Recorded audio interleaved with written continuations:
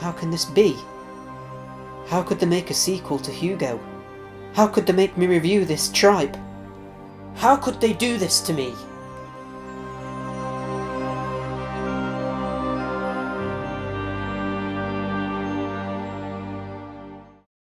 Hello and welcome to Rob's Retro Reviews. Today we're taking a look at Hugo 2 for the PlayStation, the direct sequel to Hugo.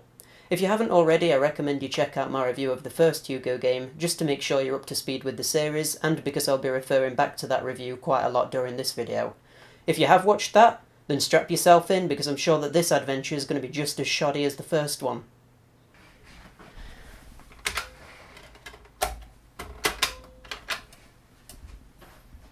Before the game starts, we're treated to an introduction cutscene that begins where the first game ended. Hugo and his wife and children are heading home in their plane after being rescued from the evil witch Scylla. The witch isn't ready to let them fly away though, and instead creates a black cloud that kidnaps Hugo's wife and makes him lose control of the plane. Hugo orders his children to jump out with parachutes while he attempts to regain control but ends up crashing into the side of a mountain. Hugo unfortunately survives and heads out to rescue his children and wife once again. I mean, for a Hugo game, I guess this is an okay premise, but it's in how the story is put across to us where things start to fall apart. First of all, it was shown at the end of the first Hugo game that they made it back home safely, so I guess that part of the ending isn't canon anymore. Secondly, why is Scylla still in her beautiful form? In Hugo 1, the entire reason she kidnapped Hugo's wife was to create a beautiful form for herself, because she's vain like that. But if she doesn't need Hugo's wife to maintain the form, why go to the bother of kidnapping her again? Thirdly, if Scylla can create a cloud to kidnap Hugo's wife, why can't she just kidnap Hugo himself? If he's the only person who can stand against you, why wouldn't you just get rid of him first? Ignoring all of these plot holes and inconsistencies, the cutscene still looks absolutely terrible. These are some really foul looking graphics for a PS1 game released in the year 2000. Everything looks clunky, unexpressive and just plain ugly. It's abysmal stuff. The voiceover from the first game's cutscene returns, but this time he's pretty much there for no reason. All he does is state what we can already see on the screen. The worst example of him doing this is when he says, Scylla laughed evilly. Yeah, we can see and hear that for ourselves. This game obviously thinks everybody playing it is an idiot. And you know what? Maybe it's right. Moving on from the putrid intro cutscene, we find ourselves in the main menu. One improvement from the first game is that there's no longer a TV version, and instead it's renamed Practice, which makes a lot more sense. It's still a mystery to me why it's at the top of the menu though, seeing as it isn't the main game mode. From going on to the practice menu, you would think that you have to unlock the levels by getting to them in the main game, but actually it's just a bad interface. You can play every level in the game in practice mode, but you have to press left and right to select other levels, which isn't clear at all by looking at the menu. Next on the main menu, we have Arcade, which is the main game. I still don't understand why they called it Arcade, seeing as Hugo was never an arcade game. It's not even an arcade style game. It has nothing to do with arcades, so stop calling it Arcade Mode! Then we have Play Movie, and here you can watch all of the cutscenes you've unlocked by playing the game, which is actually another improvement over the first game, which had no unlockables. I mean, it's not much, but at least it's something. Then we have High Scores, which strangely doesn't have a space. This is self-explanatory. Then we have Options, where you can change sound settings, which again is self-explanatory. And then you have Controller Options, which you would think would be self-explanatory too, but upon clicking it you'll be greeted by a screen with nonsensical inputs. Sure, up, down, left, right and action all make sense. But what on earth is all this SP, LP and RP rubbish? I guess SP could be special, but I have no idea what LP and RP stand for. The last thing on the list is the credits. We've explored the whole menu up until this point, so we might as well take a look at that. As to be expected, it's just filled with Danish names. You know, classic Danish names like John did, (8) closed bracket, or open square bracket Joe, close square bracket, exclamation mark, colon, closed bracket, or maybe even Jens Huvem, question mark, dot dot. Is this some kind of joke, or did some members of the team just not want the real names associated with Hugo? We'll probably never know. I have to say though, I like the fact that there's a credit for Original Idea, and then straight after Original Idea 2. It obviously can't be that much of an original idea if there's an Original Idea 2, can it? Anyway, enough stalling looking at the menu. It's time to get into the gameplay. As with Hugo 1, Hugo 2 is a minigame compilation which features some games which were originally created for the Hugo TV show, but modified and adapted to be played on the PlayStation. The first of these minigames is Snowboard. Oh, I just love the winter. Everything is so quiet and peaceful. Only me and my snowboard. In Snowboard, the objective is to simply make it to the end of a track while avoiding obstacles such as beaver dams and snowballs. The primary issue here is in how the camera is positioned behind Hugo. It's way too close to him and it needed to be higher up too. As it is, you sometimes simply can't see obstacles in front of you due to Hugo taking up such a large amount of space on the screen. Other than that, there's a ton more issues. We've all been through that thing where someone walks in front of the TV while we're playing a game. Well, imagine that, but the person just stands there throughout the entire thing. That's what this Snowboard minigame is. The obstacles appear and move far too quickly. I like to think I've got good reflexes, but this is just ridiculous. At the start of a new section of the track, there'll sometimes be an obstacle straight away, which gives you absolutely no time to prepare yourself. New section of the track, I hear you ask? Well, yeah. In Snowboard, it isn't just a straight run to the end. You have to check a map and make turns to make sure you don't fall down any bottomless pits. And after making a right turn, you find yourself in a new section of the level with slightly harder obstacles. There are two issues with this. The first issue is that you're never told any of this information, and you wouldn't even know you had a map unless you messed around with the controls like I did. Checking the map for too long can be dangerous because you can be crushed by an avalanche which is inexplicably chasing you. The second issue with this is that the turns in the road don't even look like turns, it just looks like a wall of snow because it's a 2D image placed on the path. So you might find yourself dying a lot before you even notice it's supposed to be a fork in the road. Basically, the problem with this minigame, and all the others in this game, is that you aren't given any information as to what your objective is before you start playing. You aren't even given a breakdown of the controls, which is a strange issue because you were given this information in Hugo 1. Yahoo! So far, so good. Now let's freeze out the witch. You know what makes me sad is this is probably the best minigame in the entire game. Just imagine what the others are going to be like. And what the hell is wrong with Hugo's arm? So far, so good. Now let's freeze out the witch. After finishing Snowboard, we see a save screen. Oh my god, one of the biggest problems with the first Hugo game has actually been addressed. You can save the game so you don't need to play through the whole thing in one sitting. It's a bit weird how after saving the game, it goes back to asking you if you want to save again though. It always makes me think that the game hasn't actually saved, and I get paranoid.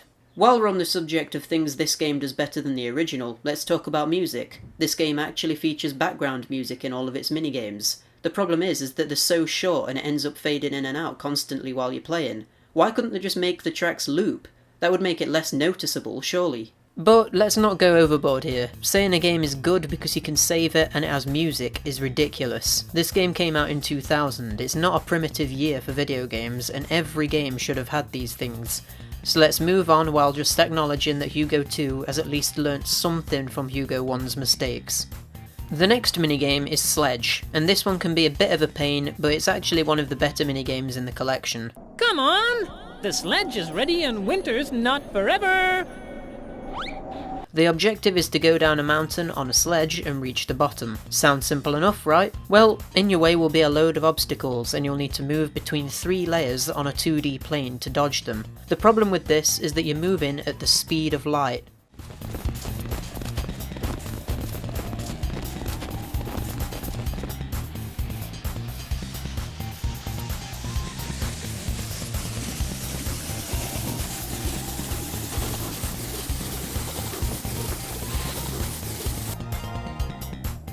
The obstacles can come out of nowhere, and at first glance there's no way you can see them coming. However, after playing it a few times, I did notice that there are actually several ways you can see an approaching hazard. If you pay close attention, you'll see signs on one of the 3 layers. This indicates that there's either a bag of what I assume to be money, which is the main collectible in the game which gives you points, or it can indicate that there's a hazard coming up on that particular layer. The signs do look different, but it can be hard to distinguish them because you're moving so quickly, but if you pay very close attention it is possible. Then there's these beavers which come up behind you and throw a snowball at you, and the best way of avoiding them is to simply move to another layer.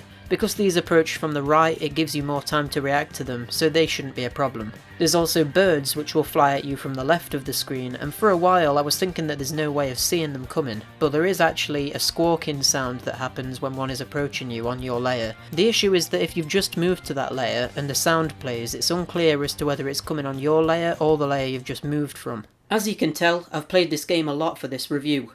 Probably too much for my own good. The biggest problem with this is that you're given none of this information before starting the game. You have to go in knowing nothing about it and just hope for the best. You aren't even told that you can move into the background and foreground, so when you first start the game, the odds are you'll be stood not knowing what you're doing for a good minute or so. It's also annoying how when you lose a life, you start from where you died and have to pick up speed again, but it could take quite a while to get to the next slope, and the result is Hugo walking really slowly to get there, which doesn't make for a good time. Another thing I didn't figure out for quite a while after playing it is that you can actually slow the sledge down by pressing right. However, knowing how to detect hazards now, there's very little reason to ever do this. I just want to get it over with as quickly as possible. Now let's break out the popcorn. It's cutscene time.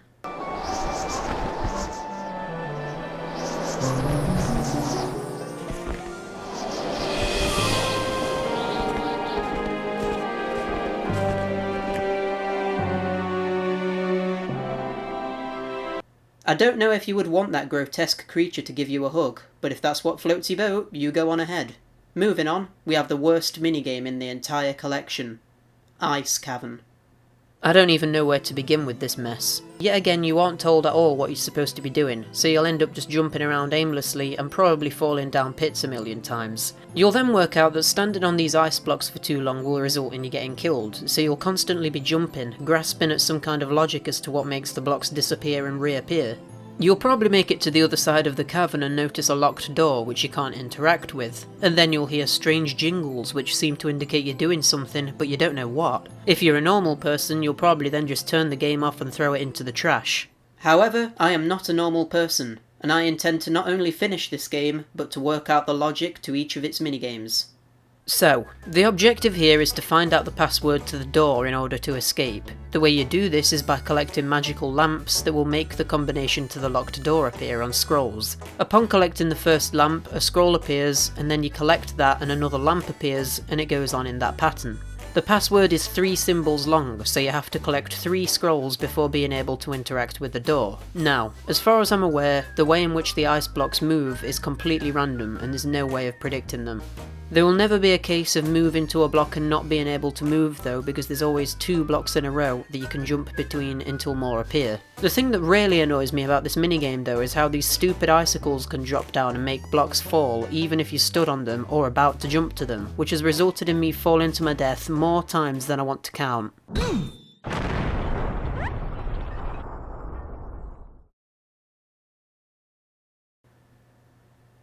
Is he actually dead?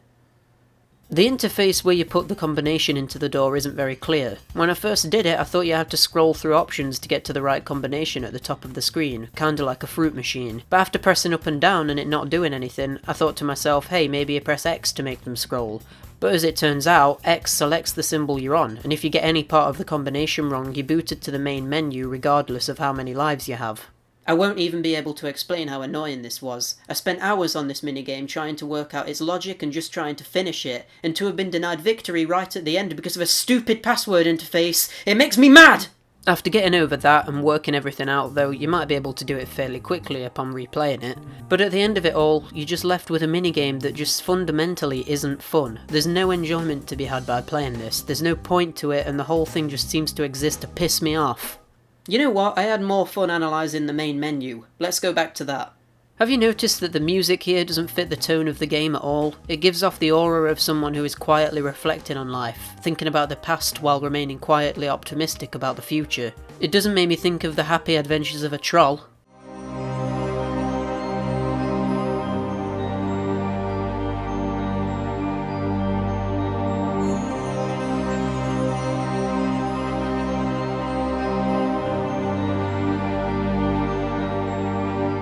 I think I've about exhausted all I can say about the main menu at this point, so let's move on to the next minigame. Now we have Mind Track, and there's not really a lot to say about this. It's basically exactly the same game as Snowboard. You move forward and have to look at a map to see whether you should turn left or right. The only difference is that you're stuck on a track and have to tilt the cart left and right, as well as duck to avoid planks of wood. Oh, you want to take it from the top again? No. No, I do not. The music in this minigame is particularly bad for the looping situation that I mentioned earlier. During one playthrough of this minigame, the music faded in and out 5 times. That's too much. Either make the songs longer or make it so you can loop them, for God's sake. Moving on, we have the next minigame, but not before yet another exciting cutscene.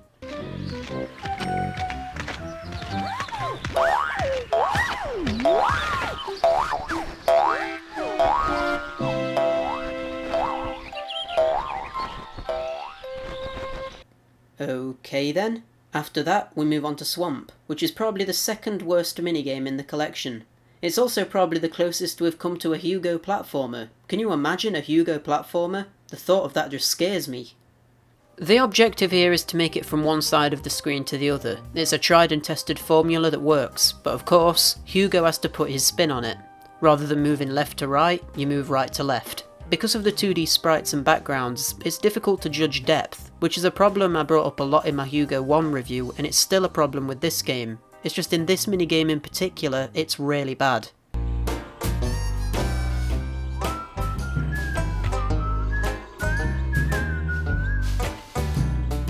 I just want to grab this goddamn bit of cash! You'll have to keep moving at all times to avoid getting your hair ruined by a load of bats.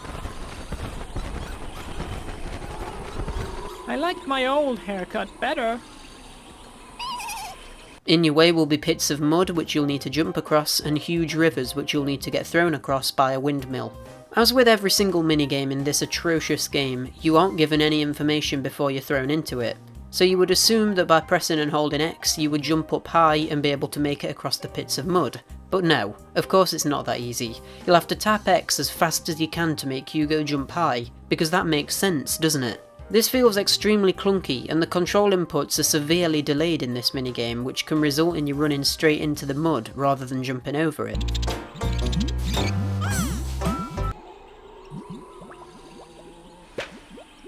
Imagine, people take baths like this for fun. Even if you mastered the jumping and got over the delayed controls, you would still have to deal with these stupid windmills. As far as I can tell, the speed at which the windmills turn is completely random. You need it so it's going at its fastest speed to grab onto it and get flung over the large bodies of water. So when you come up to a windmill, the odds are you'll need to run backwards and forwards to keep resetting the speed of it, and it's just an absolute waste of time. Why did they put this into the game? Why not just make it so that the windmill goes at its maximum speed all the time, rather than wasting our time walking backwards and forwards a million times? It's seriously like these developers actually wanted to make the worst game in existence, and my god did they succeed. Hello! 1 life to go! 1 life to go, and I spend it playing this utter tripe. Okay, so you think this minigame has been bad up until this point, right? Well, upon reaching the end, you're greeted by a locked door with some kind of password you're supposed to input. Seriously, inputting passwords in a game like this isn't fun. Why do they keep implementing this into the goddamn minigames? You will have probably completely missed the password combination because of simply trying to make it through the level, but there have actually been symbols every now and then with a different farm animal on them. You need to memorise the order of these and put it in at the end of the level, but if you didn't know this, you'll probably have to start the level all over again to find the combination. Not only that, but if you play through it again and remember the combination, you don't have very long to put it in or the bats will get you, which could result in losing all your lives. This is serious trash. It wouldn't be so bad if you were told that you needed to remember this combination, or if at the end of the level where you put the combination in the bats don't come for you, but no. They went out of the way to make sure this game punishes you for playing it at every possible hurdle. Ugh, I need a break, but I just want this game to be finished. So I guess let's move on to the next minigame. Now it's time for Cliffhanger, which isn't the worst minigame, but it's not the best either. Basically here you have to keep climbing up walls to make it to Scylla's cave. There will be gargoyles that spit fire, and boulders dropping from above that try to stop you. The best way to go about completing this minigame is to just move really quickly so that the gargoyles don't have time to spit fire out and you can just quickly climb past them. There are also sticks of dynamite that explode, but so long as you move slowly when close to them or stay as far away as possible from them, they won't hurt you. The boulders on the other hand can either be really irritating or no problem at all. They seem to fall in random positions, which either makes them unavoidable, or means that they'll just completely miss you. There seems to be an issue with this game and making things randomly happen to disguise the fact that the game isn't very hard at all. Making random elements to a game to this extent is not good game design. All it does is make it so that there's unpredictable elements that can kill you and annoy you because it doesn't feel fair. Like in the Ice Cavern level, if there was some logic to how the ice blocks move, or in Cliffhanger if there was logic to where the boulders fell, it would be more satisfying to complete, and more importantly it would feel like the player's fault if they died rather than being the fault of a random element. Anyway, moving on from that lesson in game design, we've got another cutscene. Oh joy!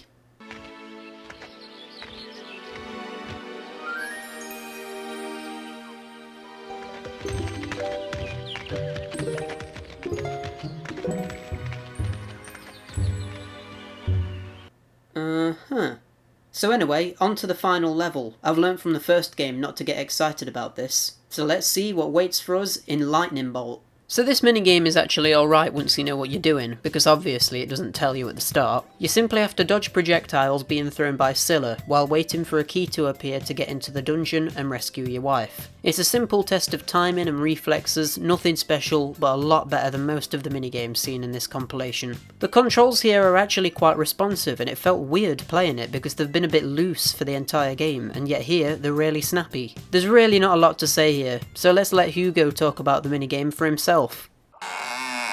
Scylla's key will be with me. Oh, twist my tail. She's cleaning the floor. Better keep off the clean spots.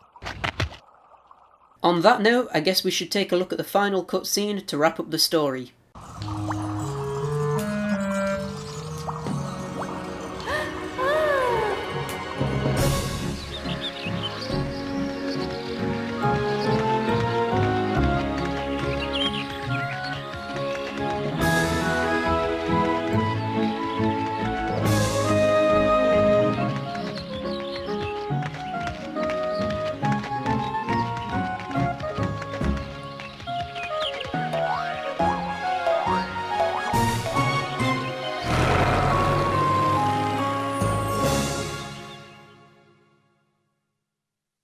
So basically this entire game is pointless, because it ends in the exact same way that Hugo 1 did. You could literally just not play this game and have not missed any story details whatsoever. No new characters are introduced, none of the existing characters are expanded on, this entire game is just filler. After the final cutscene, it cuts to the save screen, but doesn't allow you to do anything, and then it just cuts to the score screen. Why couldn't it just go straight to the score screen? I guess it's just a bug. What a way to end a game. I don't want to sound like I'm saying this for attention, because I normally wouldn't say something as drastic as this, but Hugo 2 is the worst game I have ever played. It's an uncohesive mess of minigames that make no sense, tied together by a bare-bones plot that somehow manages to create plot holes with the previous game's story, and, worst of all, there's no payoff at the end. Not only that, but the minigames are some of the most vile creations I've ever seen. None of them give you any information as to what the controls or objective is before playing, but more importantly, none of them are in any way fun. Every single one of them are flawed in some almost game-breaking way, and it's a wonder that this was ever released on the PlayStation. I'm giving this game a low 1 out of 10. I actually asked for a 0 out of 10 image to be designed, but because Hugo 2 has music and you can save the game, which are two aspects that make it better than the first Hugo, I feel like it just barely manages to scrape a single point. The actual minigames and the way they're presented are so much worse than the first game. The graphics are still as awful as they were before, and some of the more interesting things in the first Hugo game, like the 3D map which was used as the level select screen, have completely gone. I can't believe they managed it, but Hugo 2 is worse than Hugo 1. Also, the practice mode I mentioned all the way at the start of this review doesn't seem to be any different from the main game, aside from being able to do levels in any order and it not keeping track of your score, but who cares about that really? And they dare put a quality assurance credit on this mess? This game is the absolute pits and deserves to be destroyed. You think Bubsy 3D is bad? You might even think the first Hugo is bad. You haven't seen anything unless you play Hugo 2. I challenge anyone to find a worse PS1 game than this. I'm putting this game exactly where it belongs.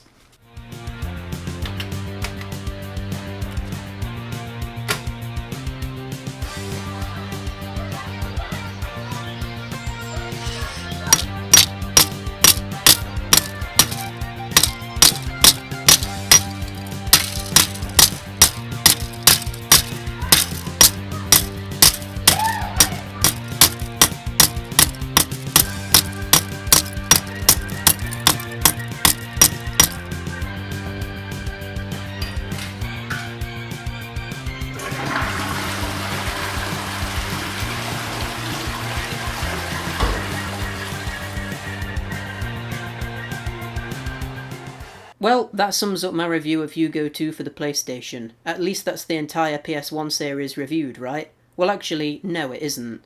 There's Hugo 1, which I've already reviewed, then there's Hugo 2, which I've just reviewed. Then there's Hugo 3, which I'm going to review, but probably not for a while because I want to take a break in between this Hugo video and the next Hugo video, so I don't kill myself. You'd think that would stop there, but no.